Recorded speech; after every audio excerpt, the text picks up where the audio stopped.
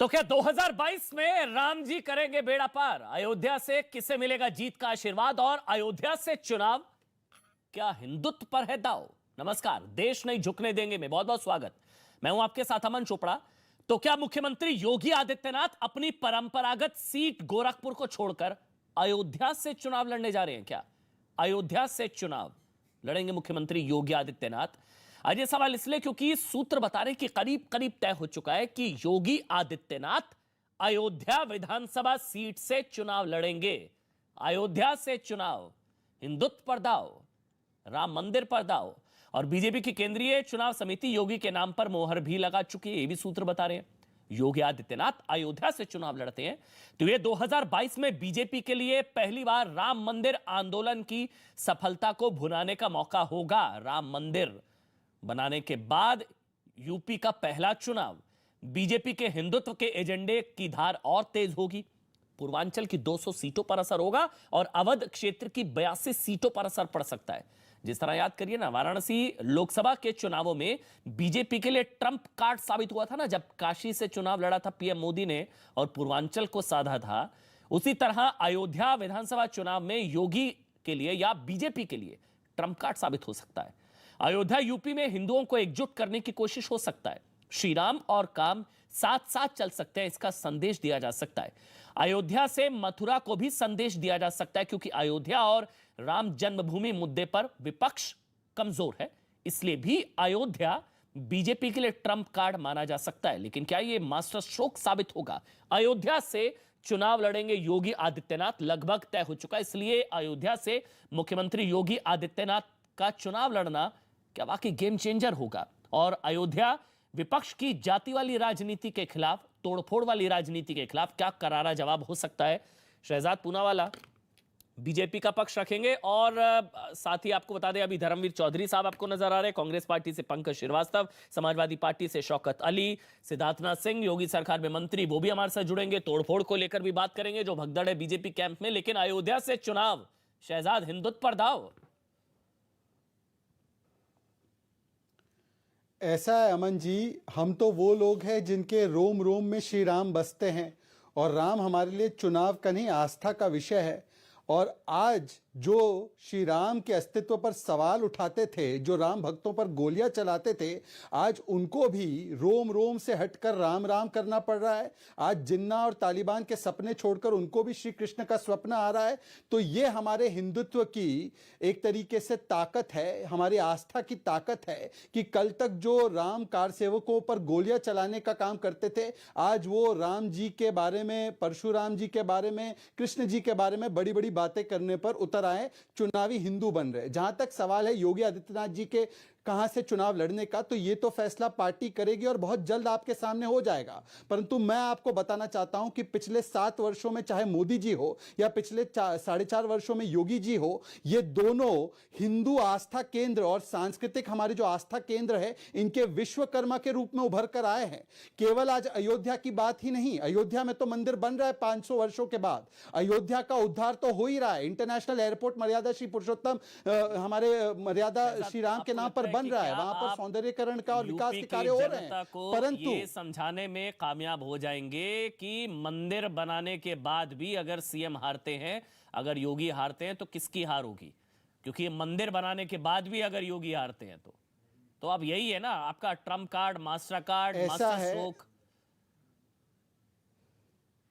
ऐसा है अमन जी, मैं आपको बता दूं कि जिन पर श्री राम का आशीर्वाद हो और जिनकी परिकल्पना और सोच ही विकास, विरासत और विचारधारा के राम राज्य को स्थापित करने की हो, उसको कोई निजाम राज से कोई खतरा नहीं हो सकता, उसको कोई गुंडा राज से खतरा नहीं हो सकता। और अंततः इस देश में और प्रदेश में गांधी जी की परिकल्पना की हुई राम राज्य की ही जीत होगी। इसीलिए हार के बारे में सोचना अभी मुझे लगता है केवल जो निजाम राज लाना चाहते हैं, माफिया राज लाना चाहते हैं, उनको सोचना चाहिए। और इसीलिए आज शायद वो निजाम राज की बातें छोड़कर, जिन्ना राज की बातें छोड़कर राम राम करने लगे हैं। परंतु मैं एक आपको बात बता दूं कि आज चाहे अयोध्या जी हो जहां पर भव्य दीप उत्सव मनाया गया, चाहे वो काशी के जो हमारा धाम है जिसका पुनरुद्धार किया गया, चाहे बनारस के घाट हो जिनकी सफाई करके उनके ऊपर दीप दिवाली मनाई गई जिसको पहले अंधकार में रखा जाता था, चाहे वो चित्रकूट हो जहां पर हमने अनेकों विकास के कार्य किए हैं, चाहे वो मथुरा जी हो जहां पर शराब और मांस को प्रतिबंधित कर कर वहां पर हमने मथुरा के उद्धार के लिए अनेकों 400 करोड़ के प्रोजेक्ट शुरू किए गए हो। आज हिंदू आस्था केंद्रों की चिंता 70 वर्षों में क्यों नहीं हुई? कौन क्या छोड़ रहा है पता नहीं, सारे आपको छोड़ रहे हैं। ये भी तो खबर है ना आज की, 14 विधायक 3 मंत्री जी, तो ये सारे रामद्रोही हैं। अब ठीक है, तो कुछ लोग जी नहीं, देखिए ऐसा है कि कुछ लोग अभी अपना अलग अवसर तराशने के लिए, हो सकता है उनको पता चल गया हो कि जनता उनसे नाराज है और हो सकता है कि उनको आने वाले समय में भारतीय जनता पार्टी का टिकट ना मिले और हो सकता है कि जनता का भी समर्थन ना मिले, तो चलिए उन्होंने अवसरवादिता दिखाते हुए अगर वो कहीं और जा रहे हैं तो वो उनको मुबारक है वहां पे जाना। परंतु मैं उनसे पूछना चाहता हूं, मैं उनसे सवाल पूछना चाहता हूं जिनको ये ले रहे हैं। उन्होंने तो कहा था कि ये गुंडों वाली पार्टी है, स्वामी प्रसाद मौर्य के शब्द है, तो आज समाजवादी पार्टी उनके शब्दों को मान रही है ना। ये वही स्वामी प्रसाद मौर्य, आपने भी जिक्र किया था इसका कि 3 तलाक मुस्लिम मर्दों की हवस का एक तरीका है, तो वो समाजवादी पार्टी आज उस बात को मान के 3 तलाक के कानून पर समर्थन करेगी ना, मुस्लिम महिलाओं का, बहनों का। और जहां तक सवाल है आने जाने का, तो वैसे तो 19 से ज्यादा लोग और बड़े बड़े ओबीसी नेता, हरिओम यादव जी हो, धर्मपाल यादव जी हो, बाकी लोग हैं, उन्होंने भी हमारी पार्टी ज्वाइन की है, तो उसको क्या कहेंगे? लोग इतने बड़ी तादाद में भारतीय जनता पार्टी जब ज्वाइन करते हैं तो क्या उसको भी हवा का रुख माना जाएगा कि नहीं माना जाएगा? कि केवल कुछ नेता अगर छोड़कर चले जाते हैं तो उसी से मौसम जो है उसका आप अंदाजा लगाएंगे। पंकज श्रीवास्तव का कमेंट ले लेता हूं। अयोध्या से चुनाव लड़ेंगे मुख्यमंत्री योगी आदित्यनाथ, लगभग ये तय माना जा रहा है। पंकज जी, अयोध्या से चुनाव हिंदुत्व पर दाव और अयोध्या वाली पिच पर। देखिए पहली बात तो है पंकज भाई, गोरखपुर से आते हैं, गोरखपुर से हैं माननीय योगी आदित्यनाथ जी, जरा लगातार वहां से चुनाव लड़ते रहे हैं जी, और ये बहुत साफ लग रहा है कि गोरखपुर से दोबारा चुनाव लड़ने की उनकी हिम्मत नहीं पड़ रही, इसलिए कभी वो अयोध्या, कभी वो मथुरा इधर उधर भागते हैं। नहीं तो गोरखनाथ को छोड़कर वो कहीं जाए इसकी कोई जरूरत उनके लिए नहीं होनी चाहिए। और राम तो कड़कड़ में व्याप्ते हैं, जो धार्मिक लोग हैं वो ये बात मानते हैं, उसके लिए कहीं जाने की जरूरत नहीं है। लेकिन सच्चाई यह है कि उत्तर प्रदेश के हर मोर्चे पर जिस तरह से योगी सरकार फेल हुई है, उसके बाद उनके पास अब जवाब देने को कुछ है नहीं और इसलिए वो इस तरह की बातें कर रहे हैं। अरे भाई, आप चुनाव जीत कर आए थे इस प्रदेश को बेहतर करने के लिए, आपने इस प्रदेश को इतना ज्यादा तकलीफ दी है, लोग एक एक सिलेंडर के बिना, ऑक्सीजन सिलेंडर के बिना मरे हैं। सच्चाई यह है कि यहाँ पे क्या आपको मेरी आवाज आ रही है या मैं आपकी आवाज नहीं सुन पा रहा? नहीं, बिल्कुल आ रही है, आपकी आवाज आ रही है, बिल्कुल आ रही है। पंकज जी आप बोलते रहिए, तो जब आप कंप्लीट कर लीजिए फिर मैं पूछूंगा। मैं ये कह रहा हूं कि नीति आयोग बता रहा है कि देश में जो सबसे गरीब प्रदेश है, डबल इंजन की सरकार होने के बावजूद उस लिस्ट में तीसरे नंबर पर उत्तर प्रदेश है। नीति आयोग ही बता रहा है कि स्वास्थ्य सेवाओं में फिसड्डी है, उत्तर प्रदेश सबसे खराब है। और कल वर्ल्ड बैंक की रिपोर्ट आई जिसमें बताया गया कि 1000 बच्चों में से 60 बच्चे 5 साल की उम्र करने के पहले मर जाते हैं उत्तर प्रदेश में, और ऐसा आंकड़ा करीब करीब अफगानिस्तान का है। यानी दैहिक भौतिक तापा, राम राज काहे नहीं व्यापा, यही तो राम राज की परिकल्पना है। यहाँ बेरोजगार लाठी खा रहे हैं, आशा बहुएं लाठी खा रही हैं, महंगाई का हाल ये है कि तो इसलिए तो पंकज जी मैंने पूछा ना, इसीलिए तो मैंने पूछा कि चुनाव अयोध्या की पिच पर हो जाएगा तो आप लोगों के लिए मुश्किल तो नहीं हो जाएगी? आप समझ रहे हैं मैं क्या पूछ रहा हूँ? हमारे लिए क्यों? अब 80-20 अयोध्या, मथुरा, काशी। जी पंकज जी, 80-20 बिल्कुल 80-20 बहुत जरूरी है। जिन 80% उत्तर प्रदेश के लोगों के घरों के लोग ऑक्सीजन के बिना तड़प के मरे हैं, वो ढूंढ रहे हैं भारतीय जनता पार्टी को। जिन 80% लोगों के घरों में बेरोजगार बैठे हुए हैं और ताने खा रहे हैं, वो लोग ढूंढ रहे हैं। जिन 80% लोगों के घरों में चूल्हा नहीं जल पाया है, हजार रुपए का या रसोई गैस का सिलेंडर दे रहे हैं, वो सारे लोग इनको ढूंढ रहे हैं। तो 80% जनता तो भारतीय जनता पार्टी के लोगों को दौड़ाएगी इस चुनाव में। बिल्कुल सही आपने कहा, उत्तर प्रदेश में इस सरकार के पास देने को कुछ नहीं, अपनी ही कॉपी दौड़ाएगी। ठीक है शहजाद, दौड़ाएगी, इसलिए गोरखपुर से अयोध्या दौड़ा दिया। पंकज जी कह रहे हैं दौड़ाएगी जनता, इसलिए गोरखपुर से अयोध्या दौड़ गए योगी जी, ये पंकज जी कह रहे हैं। देखिए ऐसा है अमन जी, आपको भी पता है कि गोरखपुर से वहां से वो सांसद का चुनाव लड़ते थे और उसके बाद आज वो जब चुनाव लड़ेंगे तो कौन सी सीट पर लड़ेंगे अभी पार्टी को तय करना है। परंतु मैं इनसे सवाल पूछना चाहता हूं, जब 2.5 करोड़ से ज्यादा शौचालय बने हैं तो क्या उसमें दलितों के और सबसे ज्यादा गरीब और पिछड़े समाज के लोगों को टॉयलेट नहीं मिले? जब 1.5 करोड़ से ज्यादा सिलेंडर दिए गए, जब बेरोजगारी की दर 2016 में 18% थी उसको 4.5% किया गया, जब जीडीपी 2 नंबर पर लाई गई, 6 नंबर से 2 नंबर पर उत्तर प्रदेश की जीडीपी आई है, जब 36,000 करोड़ के लोन माफ किए गए 86 लाख किसानों के, जब 1.5 लाख करोड़ का भुगतान किया गया गन्ना किसानों को, इन्होंने 10,000 करोड़ का छोड़कर गए थे उसको भी पूरा किया, और ये लोग कितना करते थे 1 लाख करोड़ भी नहीं कर पाए ये लोग 10 साल में मिलकर, तो हमने 1.5 लाख करोड़ का गन्ना किसानों का भुगतान किया। जब हमने नहीं अब सुन लीजिए ना, अब सुन लीजिए, जब हमने 15 करोड़ लोगों को 2 साल तक मुफ्त राशन दिया कोरोना काल में, जब हमने 1.5 करोड़ से ज्यादा जो अनऑर्गेनाइज सेक्टर के वर्कर्स हैं उनको 1,000 रुपए प्रतिमाह देने का काम किया, और 3.5 करोड़ जो अनऑर्गेनाइज सेक्टर के वर्कर्स हैं उनको 5 लाख का इंश्योरेंस दिया, उनको 2.5 लाख का हमने सोशल सिक्योरिटी दिया, तो ये किसको बेनिफिट मिला, ये किसको लाभ मिला? आज एक नई जात उभर कर आई है, लाभार्थी की जात। और जहां तक ये ओबीसी करते हैं, देखिए हिंदू समाज को बार बार बांटेंगे और फिर वहां पर जिन्ना और तालिबान को याद करके कहेंगे कि मुस्लिम एक हो जाओ, ये कहेंगे कि शरिया कानून लाओ, इनके सांसद कहते हैं, इनके सांसद कहते हैं बाबरी जिंदा है। ये बातें करके हिंदुओं को अपमानित करना तो इनका पुराना चरित्र है। पर मैं इनसे एक सवाल पूछना, ना एक सेकंड, मैं सवाल पूछना चाहता हूं अमन जी, मैं एक सवाल पूछना चाहता हूं आपसे, मैं अमन जी एक सवाल पूछना चाहता हूं। आपने कुछ लोगों का नाम गिनवाया, 80 कंसोलिडेट होगा। मेरा एक सवाल सुनिए ना, आपने बोला था ये 80 बनाम 20 की लड़ाई है, योगी आदित्यनाथ ने कहा ये 80 बनाम 20 की लड़ाई है। अयोध्या से चुनाव लड़ने से क्या 80 कंसोलिडेट होगा? इनका पहले वो तो बता दीजिए जो ये बोल रहे हैं। अरे मैं तो कह रहा हूं कि हम जहां से भी लड़ेंगे इस बार 80 ने तय कर दिया है कि जो जिन्ना को महान, जो तालिबान का करता है गुणगान, उसकी बंद करनी है दुकान, क्योंकि योगी आदित्यनाथ जी वो बूस्टर डोज है तुष्टीकरण के इस वायरस के खिलाफ, जो कभी कांग्रेस दिखाती है हिंदुत्व को गाली देकर, कभी समाजवादी पार्टी दिखाती है कहकर कि हिंदुओं पर हमने गोली चलाई और भी गोलियां चलवाएंगे, आतंकवादियों को रिहा कर देंगे।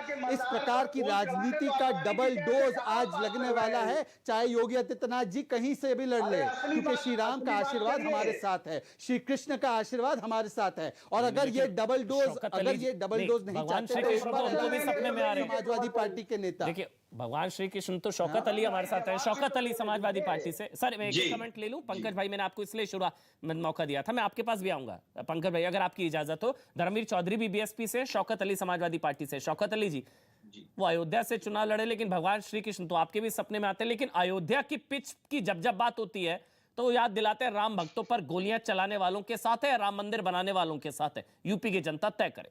शौकत अली, देखिए उत्तर प्रदेश की जनता अमन जी तय कर चुकी है कि समाजवादी पार्टी के साथ है, और बार बार एक एलिगेशन बड़ा लगता आया है कि समाजवादी पार्टी के लोगों ने राम भक्तों पे गोलियां चलाई। अमन जी आज मैं इसको बड़ा स्पष्ट तरीके से बताना चाहता हूं। अच्छा जी, इनसे पूछना चाहता हूं भारतीय जनता पार्टी के लोगों से कि आज मथुरा में कोर्ट ने अगर मान लीजिए वहां पे प्रतिबंध लगा दिया हो और कहा हो कि कोई भी बंदा वहां नहीं जा सकता, एक परिंदा भी वहां पर नहीं मार सकता, भारतीय जनता पार्टी की सरकार से मैं पूछना चाहता हूं क्या राम भक्तों को वहां, सनातन भक्तों को वहां भेजने का काम करेंगे, जबकि कोर्ट का आदेश है, पूरी तरीके से प्रतिबंध है। अगर आप जिद करेंगे तो चाहे वो हिंदू हो या मुसलमान हो, सिख हो, बौद्ध हो, कोई भी हो, ये शौकत अली राम भक्तों पर गोलियां चलाने वाले महापाप को जायज ठहरा रहे हैं।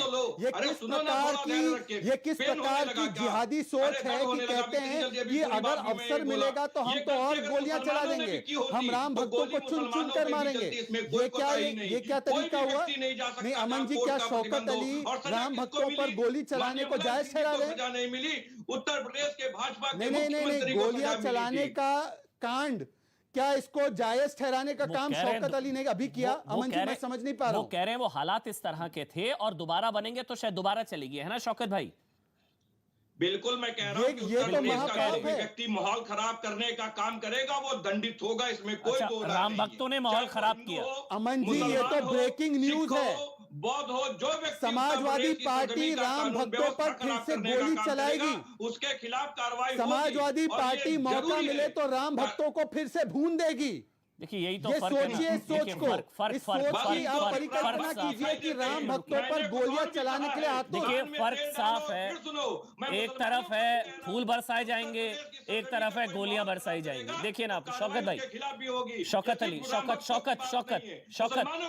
शौकत भाई देखिए शौकत भाई, एक तरफ योगी आदित्यनाथ कह रहे हैं कि वो फूल बरसाएंगे, आप कह रहे गोलियां चलाएंगे। फर्क साफ है ना। फिर अब वो फर्क, वो कह रहे हैं कि वो फूल बरसाएंगे, आप कह रहे हैं गोलियां बरसाएंगे। पूछना चाहता हूं भारतीय जनता पार्टी के लोगों से, तो भगवान श्री कृष्ण कैसे आएंगे सपने में फिर? ये देखिए अमन जी, आप जिद करके जाना चाहोगे तो क्या भारतीय जनता पार्टी की सरकार जाने देगी वहां पे? मैं ये पूछना चाहता हूं इन लोगों से कि भारतीय जनता पार्टी की सरकार अनुमति देगी जब कोर्ट प्रतिबंध कर देगा? क्या अनुमति देगी सरकार? अगर कल को सरकार बनी, एक मिनट रुकिए, अगर कल को सरकार बनी, काशी में वो जो मस्जिद है वहां पर अभी कुछ लोग वहां पर गए थे, ये लोग ऐसा कुछ करेंगे तो आप लोग गोलियां चलवाएंगे? बिल्कुल, मैंने कहा उनके खिलाफ कार्रवाई होने में कोई कोताही नहीं होगी। बिल्कुल अमन जी, इसमें कोई कोताही नहीं होगी, कोई कोताही नहीं होगी। काशी में भी गोलियां चलेंगी। अच्छा, मथुरा में, उसके खिलाफ कार्रवाई होने में मथुरा में नहीं होगी। मथुरा में भी गोलियां चलाएंगे। शौकत अली समाजवादी पार्टी से है भाई, सुन लीजिए जो बोल रहे हैं, वो समाजवादी पार्टी से हैं, पीछे साइकिल भी नजर आ रही है, और मथुरा में भी गोलियां चलवाएंगे फिर शौकत भाई? मैंने कहा कि अगर वो उग्र होके उत्तर प्रदेश की सरजमी का माहौल खराब करेंगे तो पूरी दंडात्मक कार्रवाई होगी, इसमें कोई संशय नहीं। और जो आपके सांसद बर्क साहब कह रहे थे कि बाबरी फिर आएगी, बाबरी फिर लौटेगी, ऐसे लोगों का क्या करेंगे? बिल्कुल उनके खिलाफ भी कार्रवाई होगी। और ये बात आप कह रहे हैं अमन जी, आज हम लोगों ने चिट्ठी लिख के क्या किया उन्होंने? तो कहा अवगत कराया था। सुन लीजिए अमन जी, थोड़ा कड़वा है, सुन लीजिए करिए, थोड़ा कड़वा है, सुन लिया करिए अमन जी। हम लोगों ने अमन जी देखिए, एक तरफ तो भारतीय जनता पार्टी है, एक सेकेंड अमन जी देखिए, बीच में ना बोले अमन जी। मुझे लगता है कि आज की डिबेट बहुत महत्वपूर्ण साबित होगी। एक तरफ तो काशी, अयोध्या, मथुरा में हम भगवान और आस्था के लिए दिए जला रहे हैं और ये गोलियां चलाने की बात कर रहे हैं। ये कह रहे हैं कि हिंदू उग्र है और हिंदुओं पर गोली चलाएंगे, और फिर कहते हैं कि कृष्ण हमारे स्वप्न में आते हैं। इनके सांसद एक बार कह रहे थे, एक सेकेंड अमन जी प्लीज मुझे अपनी बात रखने दीजिए। अमन जी, इनके सांसद ने कहा है, बर्क ने कहा है कि हिंदू अगर कृष्ण मंदिर के बारे में सोचेगा मथुरा में तो मुसलमान आंदोलन पर बैठ जाएगा मथुरा में। उसके लिए आपको लगता है, एक सेकंड शौकत अली, आपको लगता है आपका स्टेटमेंट सुनकर अमन जी कोई हिंदू आपको वोट देगा? आप कह रहे हैं गोलियां चलवाएंगे, मथुरा में भी, काशी में भी हमारी सरकार बनेगी। सुन तो लीजिए, किसने अमन जी कहा गोलियां चलाएंगे? कार्रवाई करेंगे ना, कार्रवाई करेंगे भाई। मैंने सवाल पूछा था राम भक्तों पर गोलियां चलवाएंगे, आपने बोला काशी में भी कार्रवाई करेंगे, मथुरा में भी ऐसी कार्रवाई करेंगे। लोगों से सवाल पूछा, ये बताइए भारतीय जनता पार्टी ऐसे कहने को आप कहते हैं कि भगवान श्री कृष्ण सपने में आते हैं, सुन तो लीजिए, कहने को आप कहते हैं कि भगवान श्री कृष्ण सपने में आते हैं और आप राम भक्तों पर गोलियां चलवाएंगे, काशी में गोलियां चलवाएंगे, मथुरा में गोलियां चलवाएंगे। आप सुनिए, ये हसीन सपने हैं। अब समय बदल चुका है, अब गोलियां नहीं चलेंगी, अब अगली कार सेवा में फूल बरसाए जाएंगे। पहला कोर्ट से हुआ, दूसरा सपोर्ट से होगा। सुन लीजिए, अयोध्या का फैसला कोर्ट से हुआ, काशी का फैसला सपोर्ट से होगा। इसलिए मरने मारने और लड़ाने की बातें यहां मत करिए। कई मुस्लिम भाई भी है, वो भी चाहते हैं कि सपोर्ट से हो काशी का फैसला, मथुरा। आप यहां पर गोलियां चलाने की बात कर रहे हैं। बहरहाल इसीलिए अयोध्या की पिच पर चुनाव। शहजाद, चलिए मुझे आगे बढ़ना होगा। धर्मवीर जी भी है मेरे साथ, उनका भी कमेंट लेना है। शहजाद अमन जी, हाँ अमन जी, बहुत छोटे में अमन जी, मुझे लगता है कि देखिए आज एक सोच सामने निकल कर आई है कि ये आतंकियों को जेल से छुड़वाते हैं। बर्क कहता है बाबरी जिंदा है, बर्क कहता है मथुरा में भव्य कृष्ण मंदिर का सोचना भी मत, हम आंदोलन करेंगे मुसलमान, और ये कहते हैं हिंदू उग्र है और हिंदू पर गोली चलाएंगे।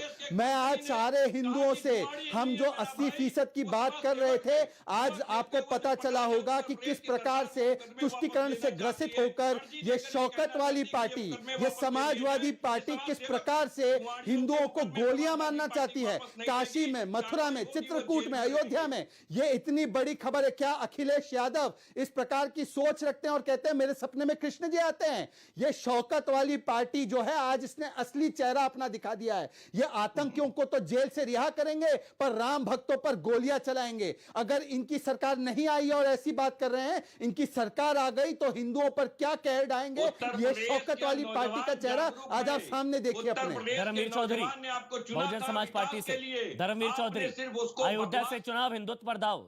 धर्मवीर चौधरी जी मायावती की पार्टी से, उनका भी एक पक्ष ले लेते हैं। धर्मवीर जी, अयोध्या से चुनाव, यही मुद्दा है, हिंदुत्व पर दाव। बीजेपी 80-20 हिंदुत्व, यही। अमन जी जी अगर इन दो ही लोगों से आपको डिबेट करानी थी, हिंदू मुस्लिम परोसना है डिबेट के माध्यम से, तो मुझे बैठाने की कोई आवश्यकता नहीं थी, मैं समझता हूं। ना बीएसपी का पक्ष रखवाने की जरूरत है, क्योंकि आप तो परोस रहे हैं हिंदू मुस्लिम, और डिबेट में आपको यही मजा आ रहा है, मुझे ऐसा लग रहा है। अयोध्या हिंदू 20 मुस्लिम मिनट का बाद लेना आपने देना मेरा थोड़ी नंबर ना लिया है। है। 20 नहीं 18 हो रहे हैं। अयोध्या, आपको अयोध्या से एलर्जी है? नहीं, आपको अयोध्या से, प्रभु श्री राम से एलर्जी है क्या? एलर्जी है? अयोध्या का नाम पड़ता गर्म तेल की तरह कान में। दिक्कत है अयोध्या से, राम से, प्रभु राम से, मथुरा से, काशी से, ओम से। मुझे यही अभी मैं मस्जिद कर रहा होता तो फिर हिंदू मुस्लिम क्या, अयोध्या में मुसलमान भी है, हिंदू भी है। हिंदू मुस्लिम का मुद्दा ही नहीं अयोध्या। बोलिए अब आप। नहीं, आप बोलने के लिए तो बुलाया था ना डिबेट आपको। परोस रहे हैं देश के सामने। अयोध्या का मुद्दा हिंदू मुस्लिम की डिबेट नहीं है। कि जो अयोध्या का मुद्दा हिंदू मुस्लिम की डिबेट नहीं है।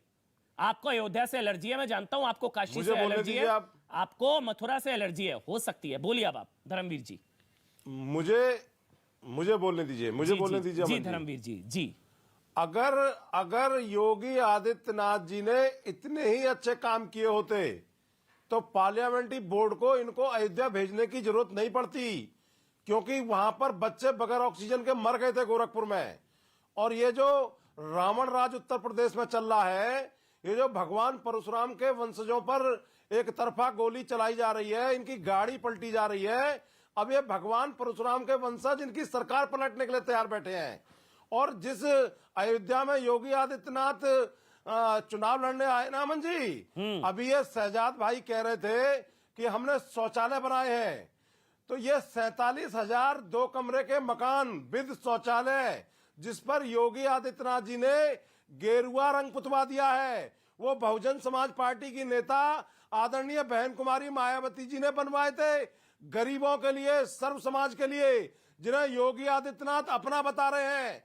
और जिस पैड़ी पर, राम की पैड़ी पर 9 लाख दिए जला रहे थे ना योगी आदित्यनाथ जी, वो राम की पैड़ी पर भी 350 करोड़ रुपए आदरणीय बहन कुमारी मायावती जी ने अपने शासनकाल में लगाए थे। और वो राम की पैड़ी के पत्थर भी बहन जी के शासन में लगे हुए हैं। ये नकली हिंदू है, देखिए और ये नकली राम भक्त है। देखिए ये शहजाद भाई के दिल में कौन नकली कौन पता नहीं, लेकिन मायावती क्यों नहीं आज तक नजर आई अयोध्या दिए जलाते हुए? मायावती क्यों नहीं आज तक नजर आई? मायावती क्यों नहीं नजर आई आज तक? बगल में छुरी है और मुंह में राम है। मायावती चुनाव लड़ेंगी क्या? ये रावण के पोषक हैं। अच्छा, कौन रावण का? राम का पता नहीं। मायावती चुनाव लड़ेंगी क्या? ये रामराज नहीं है, ये रावण राज है। ये मैं नहीं कह रहा हूँ, मायावती चुनाव नहीं लड़ेंगी, कह रहा है। ये उच्चतम न्यायालय ने टिप्पणी की है इनके ऊपर। देखिए, ये हाई कोर्ट इलाहाबाद ने टिप्पणी की है कि उत्तर प्रदेश में जंगल राज चल रहा है। अच्छा, मायावती चुनाव लड़ेंगी? बहुजन समाज पार्टी चुनाव लड़ रही है। सुनो क्या हो गया भाई, अभी तो बड़ी बड़ी शेखी बघार रहे थे, अचानक से क्या हो गया? योगी आदित्यनाथ चुनाव लड़ रहे हैं अयोध्या से डंके की चोट पर। मीडिया के, अरे मैं पूछ रहा हूँ आपसे, बताइए ना क्या हो गया भाई? भक्त तो है, राम भक्त है भाई, हम लोग है राम भक्त, बाबर भक्त नहीं है ना, कम से कम राम भक्त है। दिखाई नहीं देंगे।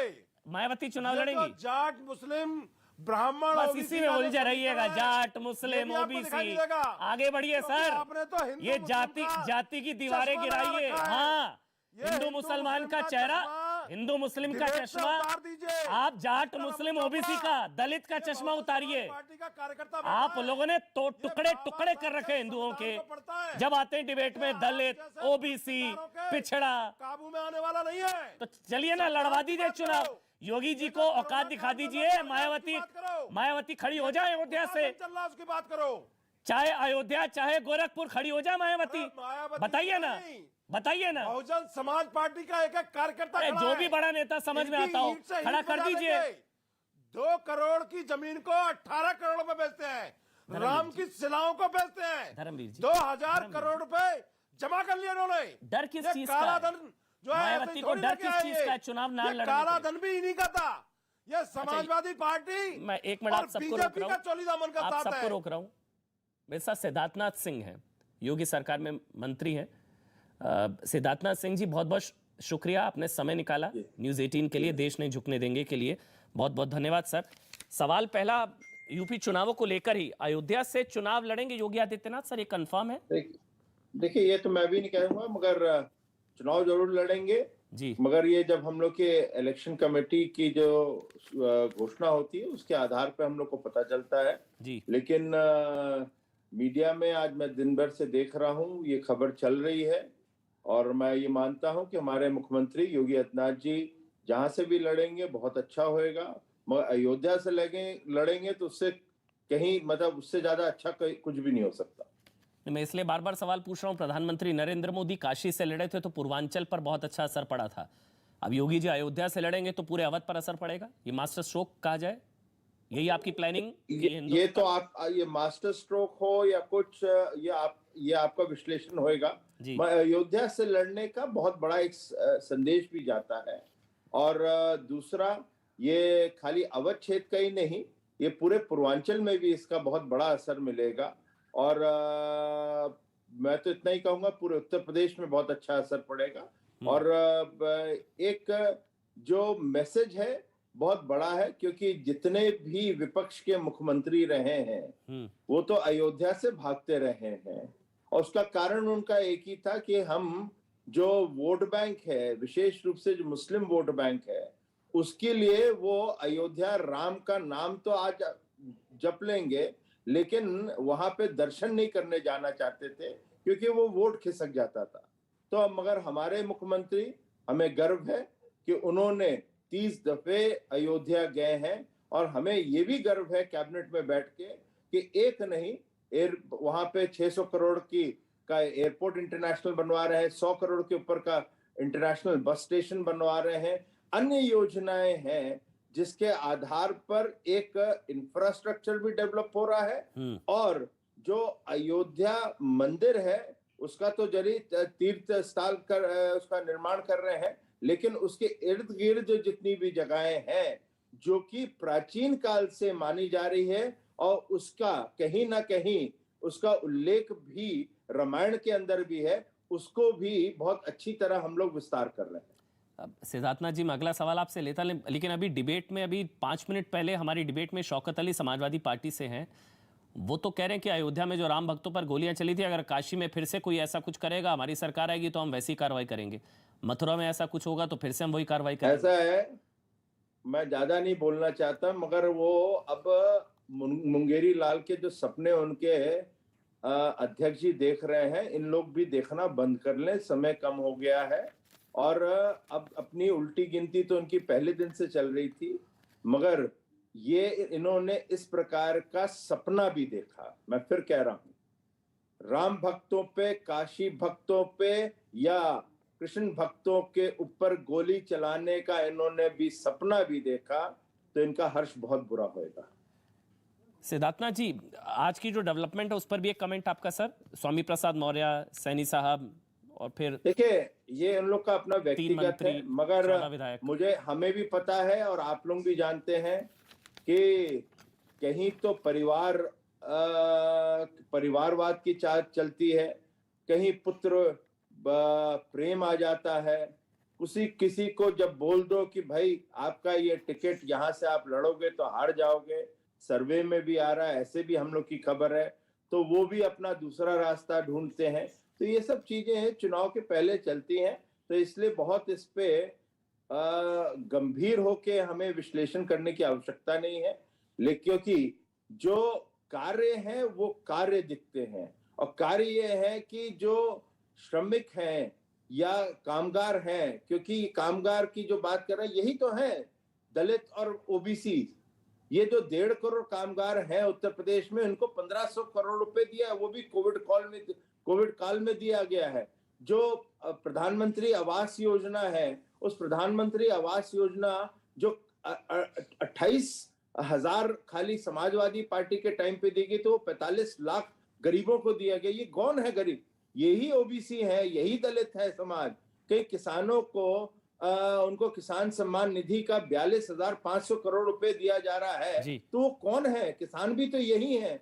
इसी प्रकार से अन्य योजना, टॉयलेट 2 करोड़ 60 लाख, और जब 36,000 करोड़ हमने माफ किया था जो समाजवादी पार्टी के टाइम का था किसानों के ऊपर ऋण, तो वो भी तो कौन है? यही तो ओबीसी हैं, यही किसान हैं। तो ये किन लोगों की हितैषी बन के अब सामने आ रहे हैं, ये मुझे आज तक नहीं समझ आया। और जो लोग ज्वाइन करने में लगे हैं समाजवादी पार्टी के, मैं तो आपके सामने अपनी गिनती कर दूंगा 5 साल की, और मैं ऐसे 10 नहीं, मैं 50 दूंगा।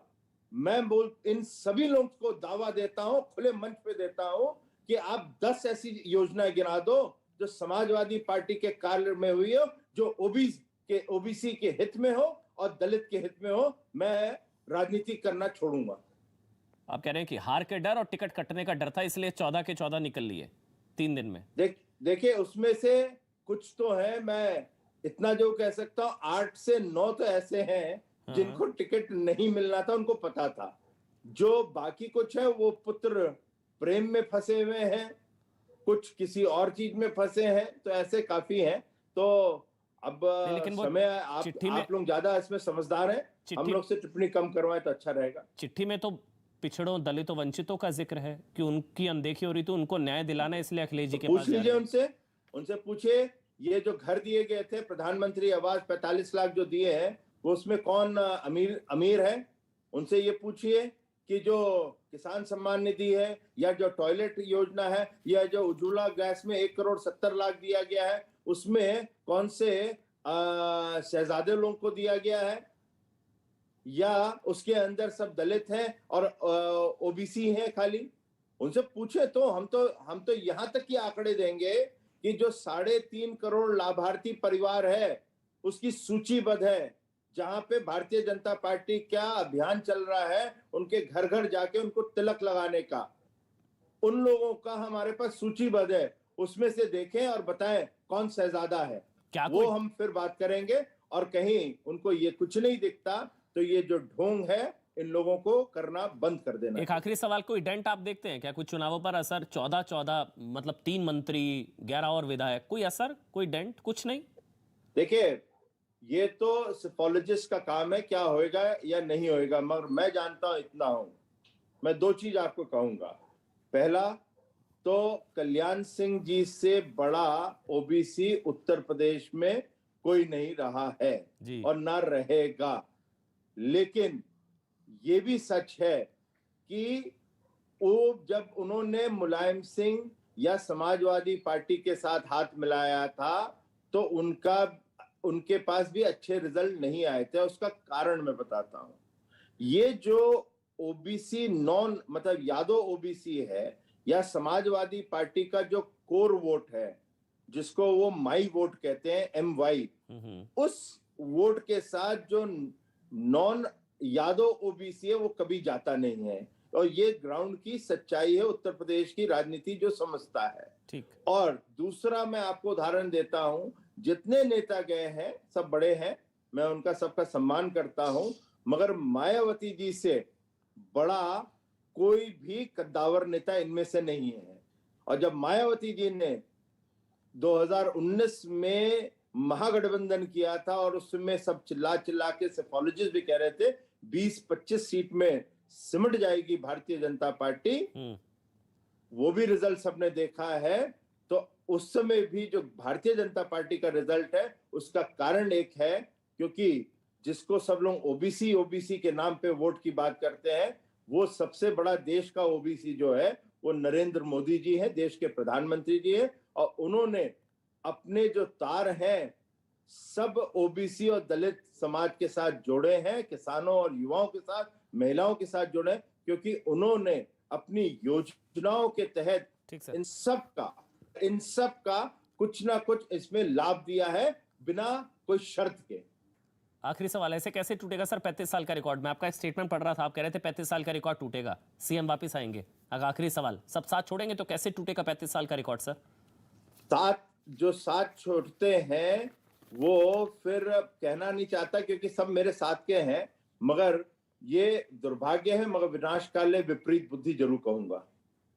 बहुत बहुत धन्यवाद सिद्धार्थनाथ सिंह, योगी सरकार में मंत्री। सर, विनाशकाले विपरीत बुद्धि वो कह रहे हैं और कोई असर इस तरह का नहीं होगा। छोटा सा ब्रेक ले रहे हैं।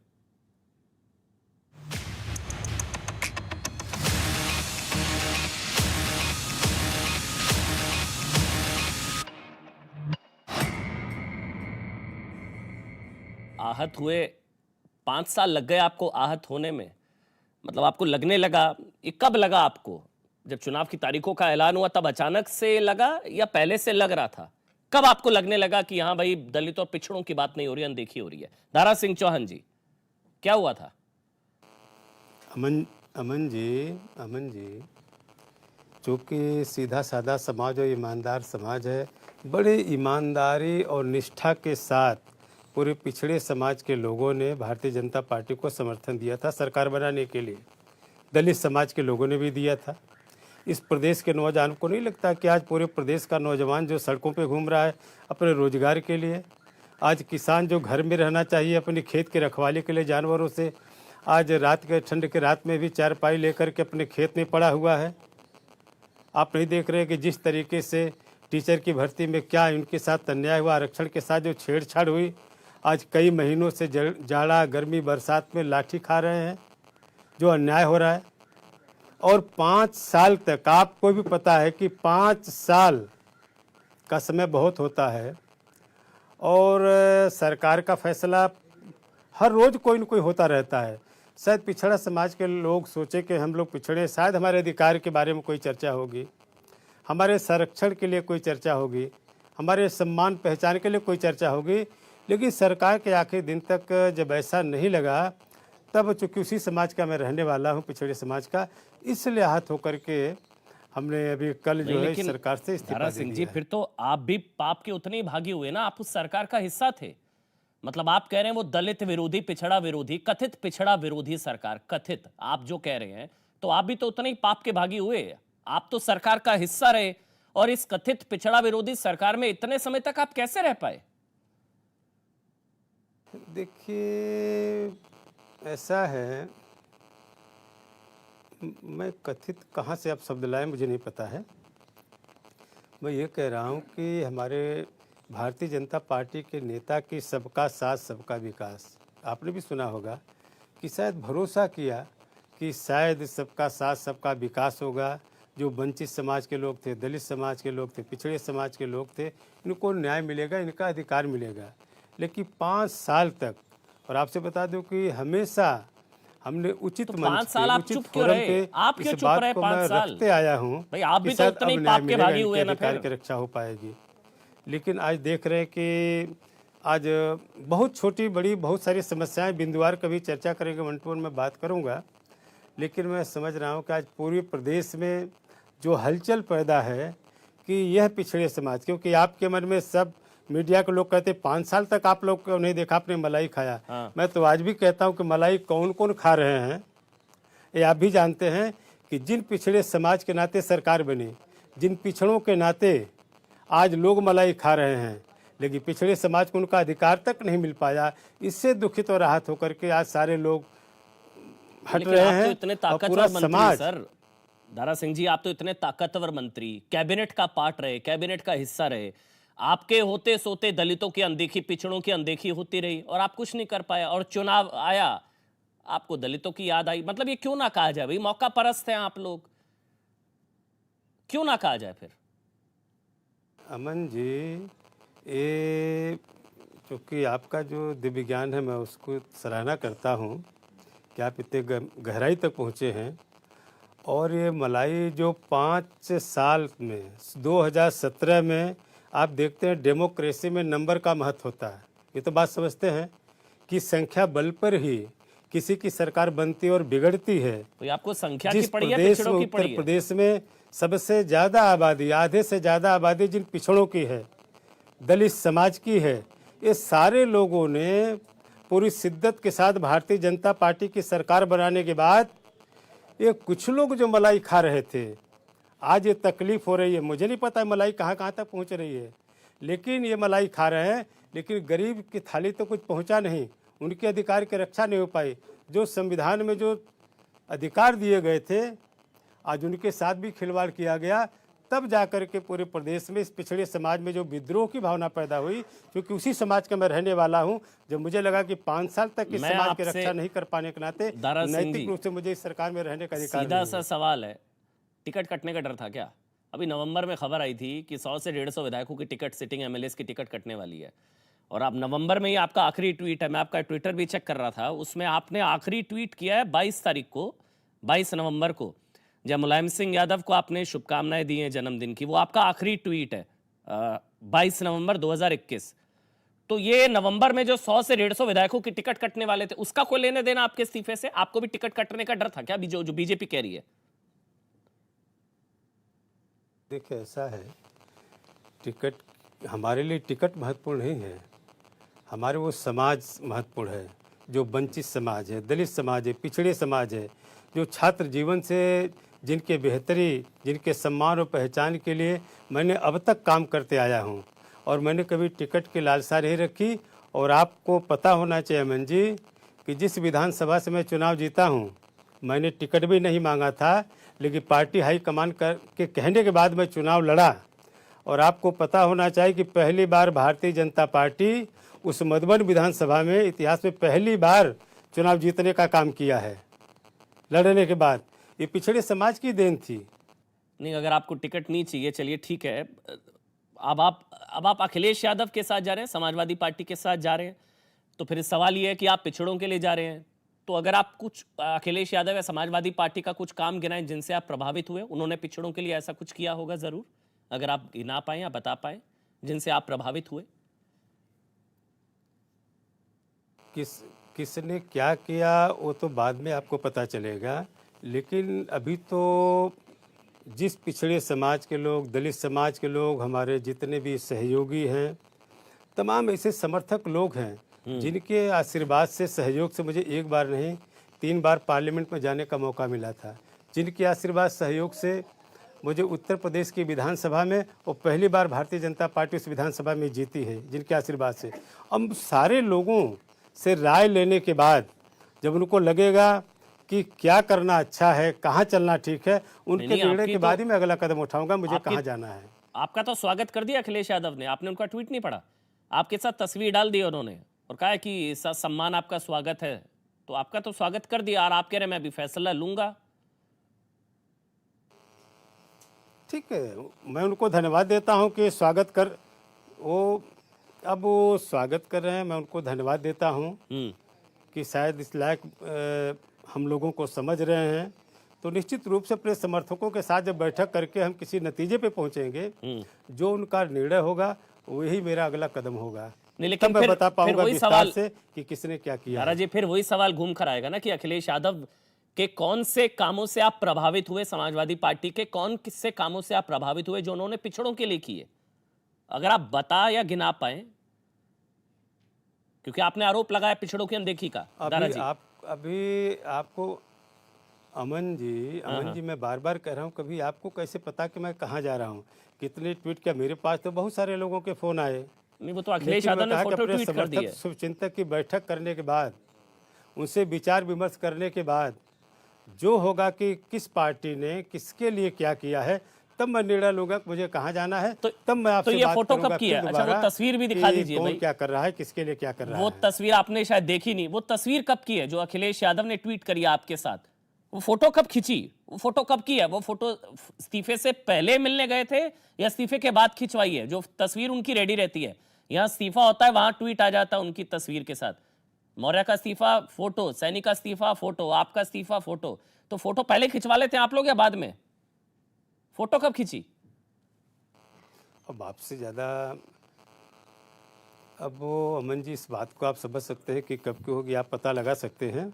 लेकिन अगर उन्होंने इस्तीफे का स्वागत किया है, दल में आने का स्वागत किया है, तो मैं उनको धन्यवाद देता हूँ, बधाई देता हूँ कि कम से कम वो इस पिछड़े समाज को उन्होंने समझा कि हाँ वो स्वागत कर रहे हैं। ऐसे तमाम लोग हैं। लेकिन मैंने कहा, बार बार मैं कह रहा हूँ कि मैं अपने समर्थकों और स्वचिंतकों के बीच में बैठक करने के बाद जो उनके विचार आएंगे तब मैं निर्णय लूंगा कि मुझे कहाँ जाना है।